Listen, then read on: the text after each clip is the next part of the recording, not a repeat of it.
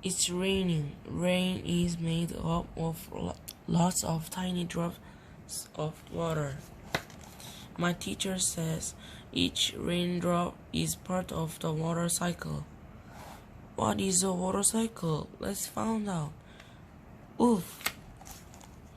When a raindrop falls to the ground, it sinks into the earth and makes it wet and muddy.